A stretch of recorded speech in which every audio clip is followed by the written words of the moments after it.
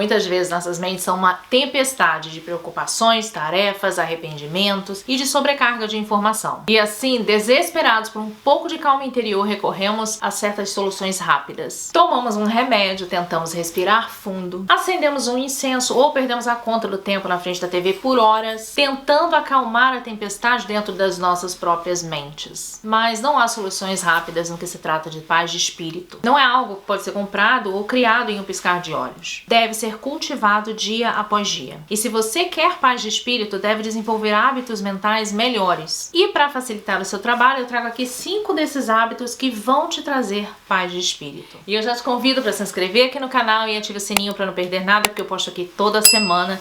E vamos ao vídeo. No meu trabalho como coach mentora, eu convivia todos os dias com pessoas que lutam contra o estresse crônico, ansiedade e preocupação intermináveis. E o que eu percebi foi que aqueles que conseguem criar uma mente mais calma e pacífica chegam lá por meio de pequenas mudanças consistentes, principalmente nos seus hábitos de pensamento. Eu fiz algumas anotações e cheguei a uma lista. E a seguir estão 5 hábitos para uma mente mais tranquila. Menos meditação, mais atenção no presente. Deixa eu deixar uma coisa bem clara aqui, eu não tenho nada contra meditação. Aliás, eu faço meditação e eu indico para as pessoas também. Porém, muitas pessoas não querem fazer meditação, não gostam, não é com elas ou elas não conseguem. O que eu sugiro aqui é o que a gente chama de mindfulness, que é a atenção plena. Na sua forma mais simples, se eu puder simplificar ao máximo a explicação, mindfulness é basicamente você manter a sua atenção completamente aqui e agora. Não no passado,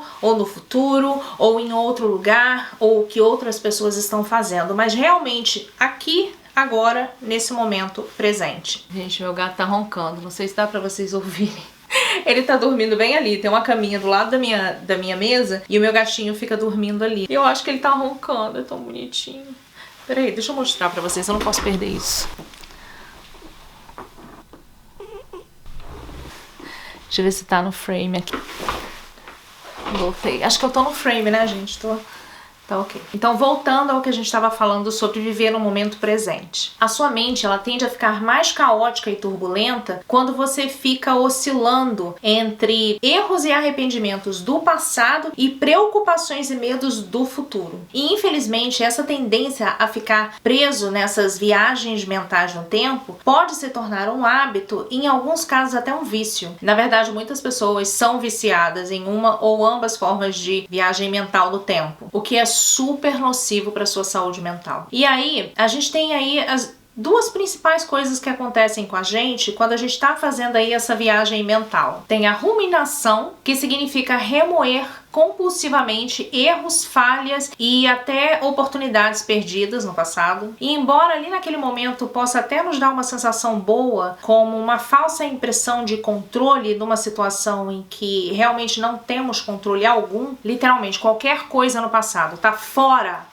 do nosso controle. E quando você cria esse hábito de ficar ruminando, você paga um preço altíssimo. Culpa e vergonha excessivas, mau humor crônico, apatia e até depressão se não for controlado. E a outra coisa que acontece é a preocupação. E essa preocupação que eu menciono aqui, gente, é aquele pensamento compulsivo e até meio doentio de perigos futuros imaginários. E assim como a ruminação, isso nos dá uma ilusão de controle e por um breve momento faz com que a gente se sinta bem. Mas o preço a pagar é caríssimo. Estresse e ansiedade crônicos, hipervigilância e fadiga, e até mesmo ataques de pânico quando a preocupação fica fora do controle. A questão é que permitir que a sua mente vagueie entre passado e futuro é uma configuração para uma mente estressada, barulhenta e caótica, mesmo que isso não leve a grandes problemas de saúde mental. Por outro lado, com a prática, você pode treinar a sua atenção para se manter focada no presente. E isso é atenção plena. Para que fique mais claro possível, vamos usar o exemplo. Você tá na fila do banco e você precisa pagar uma conta que não tem jeito, você vai ter que pagar naquele dia. A pessoa que tá na tua frente tá demorando uma eternidade. E aí você automaticamente já começa a se preocupar com aquele compromisso seu que você vai chegar atrasado. Essa é uma ótima oportunidade para você treinar a sua atenção plena. Talvez você possa até iniciar uma conversa casual com a pessoa que tá atrás de você. O principal aqui é você entender que se preocupar não vai fazer com que a pessoa que tá na tua frente vá mais rápido. Por isso você deve praticar a reorientação da sua atenção atenção no presente. Quanto mais você praticar essa atenção plena, mais fácil vai ficar de você resistir a ruminações e preocupações que são inúteis a propósito. E aí você vai ser capaz de viver no aqui e no agora. E essa é uma receita poderosa para uma mente mais calma e tranquila.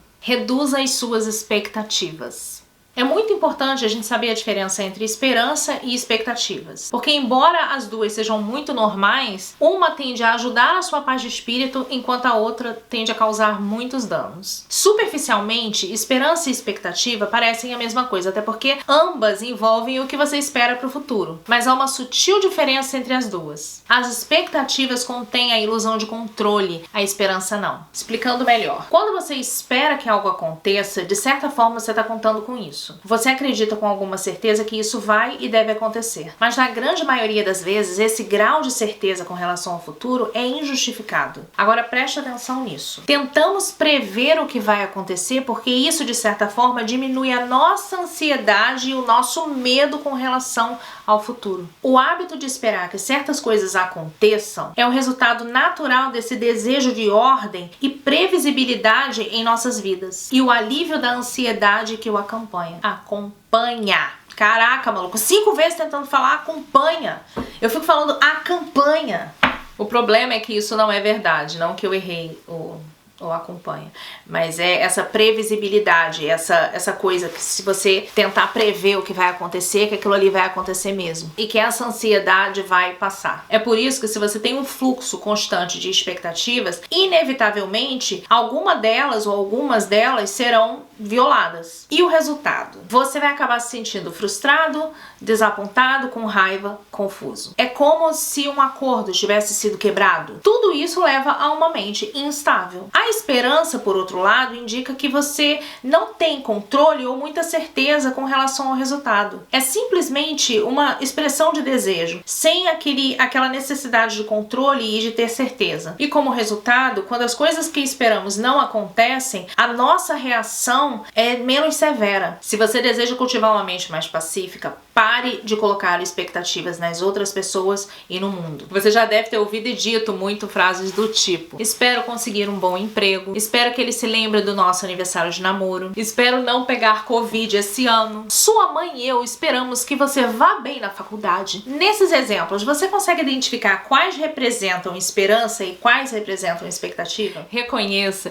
que isso nada mais é do que um mecanismo de defesa contra a ansiedade de viver em um mundo incerto. Então, se isso te faz bem, espere pelo melhor. Só não espere, entendeu? O resultado não vai mudar, mas a sua mente vai te agradecer. Programe um tempo para se preocupar de propósito. Essa pode parecer estranha, mas fica aí e me escute. Essa é uma técnica super poderosa se você se comprometer a praticar de maneira consistente. Se chama preocupação programada. Aqui tá a lógica básica. Uma das razões pelas quais nos preocupamos é que, na verdade, essa é uma estratégia de memória mais primitiva das nossas mentes. Para ilustrar isso, imagine o seguinte cenário. Você tá no carro dirigindo sozinho quando vê um número de telefone no anúncio que você realmente quer se lembrar. Infelizmente, naquele momento, você não tem como anotar, porque você tá dirigindo, você não pode anotar no telefone, você não tem como escrever e não tem ninguém com você. Como você faz para se lembrar? Muito provavelmente você simplesmente vai ficar repetindo aquele telefone na sua cabeça ou até em voz alta, até que você possa chegar em algum lugar para você anotar o telefone, não é isso? Só que essa não é uma boa estratégia de memória, porque ela ocupa muito espaço na sua mente. Você não pode ter uma conversa ou tentar resolver um problema enquanto você tenta manter 9 números aleatórios na sua cabeça. Mas se for por um curto período de tempo e você não tiver mais nada para pensar, funciona, né? Repassar repetidamente alguma coisa na sua cabeça é a estratégia de memória mais primitiva da mente. E quando você tem coisas importantes em mente, mas a sua mente não confia em você para lembrá-las, ela vai ficar constantemente jogando aquilo em cima de você em forma de preocupação. Se você deseja que a sua mente pare de ficar jogando todas essas preocupações em cima de você, você precisa de um plano eficiente e confiável para que você possa acalmá-la, ou seja, a preocupação programada. Mas o que é a preocupação programada, Cristiane? A preocupação programada significa que você vai separar um horário todos os dias para você se preocupar de propósito, só que no papel. Isso mesmo, você vai passar tudo pro papel. Um diário, por exemplo. Eu sei que no início isso parece meio contraintuitivo. Você deve estar pensando assim, pô, eu já tenho aquele monte de preocupações. Você ainda quer que eu me preocupe ainda mais e de propósito? Sim. E aqui tá o porquê. Ao reconhecer propositalmente as suas preocupações e escrevê-las, isso sinaliza pro seu cérebro que você está ciente das preocupações mais importantes e que possui um sistema confiável para ficar por dentro delas, ou seja, para não se esquecer delas. Se a sua mente puder confiar que você vai se lembrar e vai cuidar desses problemas, com o tempo ela vai parar de ficar jogando esses problemas em cima de você e forçando você a ficar repassando o tempo todo essas preocupações. Então, na prática, aqui está o que você vai fazer. Você vai escolher uma hora todos os dias para o seu hábito de preocupação programada. A maioria das pessoas prefere fazer isso já quando as maiores questões do dia já foram cuidadas, não muito antes de ir dormir. Você vai sentar num lugar mais tranquilo, o que for possível para você, com um bloco de notas ou um diário, uma caneta, lápis, enfim. Você vai definir um cronômetro no seu celular de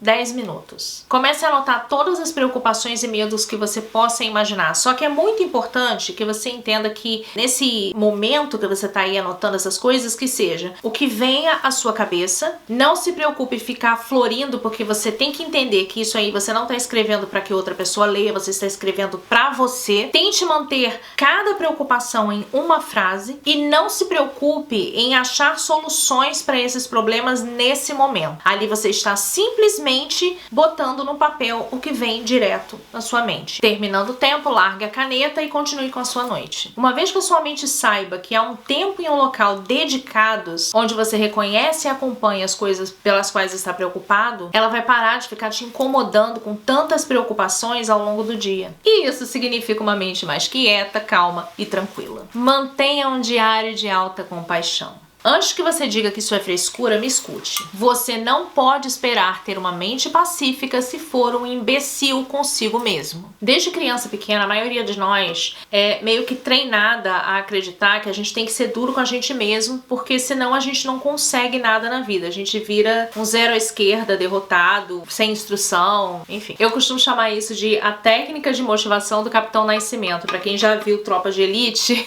aquilo ali. O triste é que tem tanto guru motivacional aí usando a mesma abordagem. E a maneira como a maioria de nós internaliza essa técnica de motivação é através da nossa conversa interna. Explicando melhor, a maneira como a gente conversa com a gente mesmo dentro da nossa cabeça. E essa voz interna, essa conversa interna, ela acaba sendo super dura, super rígida, de criticar o tempo todo, de nunca aprovar, essa voz de rejeição. E muitas pessoas não percebem que falam consigo mesmas dessa maneira. E mesmo que você esteja ciente dessa conversa interna negativa, é bem provável que você também tenha aprendido que você tem que ficar lutando contra ela, argumentando, brigando, tentando forçá-la a sair da sua consciência. E no entanto, você deve perceber também que quanto mais você tenta, pior fica. O resultado disso é uma mente completamente carente de paz e calma. Você não pode ter uma mente pacífica se a sua mente está sempre atacando você e você está atacando de volta. E a solução para todo esse conflito interno é gentileza.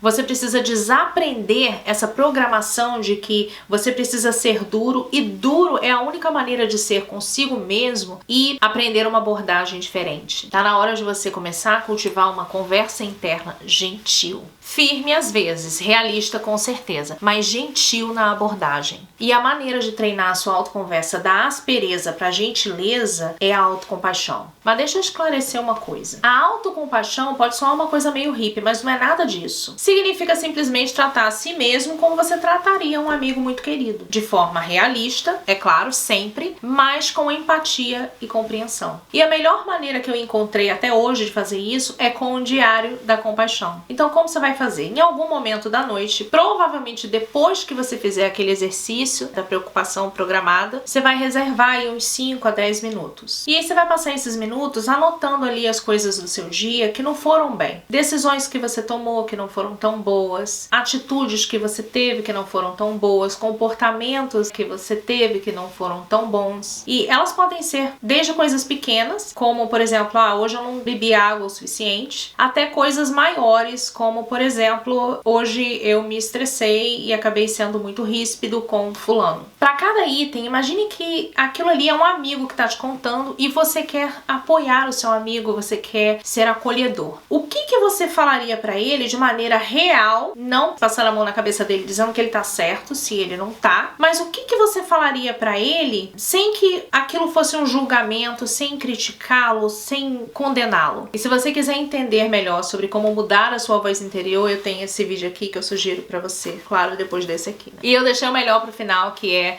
treine-se a pedir o que você quer.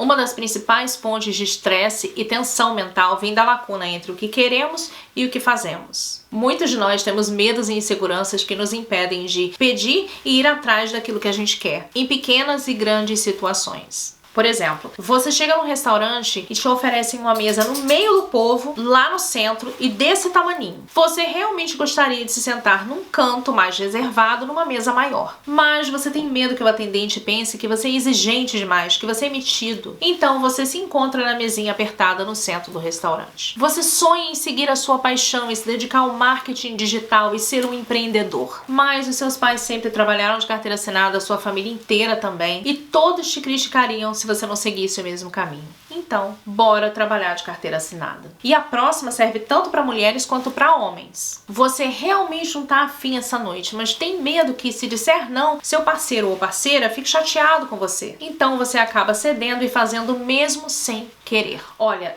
na realidade da vida, nem sempre podemos ir atrás daquilo que queremos e dizer não para aquilo que não queremos. A flexibilidade é importante e há momentos em que o autossacrifício é aplicável, sabe? Colocar as necessidades das outras pessoas na frente das suas. Mas é muito fácil cair no hábito de negar consistentemente o que é importante para você. E isso não é bom para ninguém, principalmente para você. Eu creio que esse comportamento de sempre desistir do que você quer em prol daquilo que as outras pessoas querem, vem muito do medo de se tornar uma pessoa que eles vão julgar como uma pessoa difícil de lidar ou até uma pessoa egoísta. O medo de ser rejeitado. E entende o seguinte, quando criamos o hábito de sempre desistir das coisas que são importantes pra gente em prol daquilo que é importante para as outras pessoas, isso pode ter consequências devastadoras a longo prazo. Gera uma espécie de mal-estar constante, porque estamos vivendo a vida de outra pessoa, não a nossa. Por não termos coragem de viver de acordo com os nossos próprios valores e ideias. E isso também torna as nossas mentes tensas e caóticas. Então, uma das melhores maneiras de tornar a sua mente realmente pacífica é fechar ou pelo menos diminuir essa lacuna entre aquilo que você faz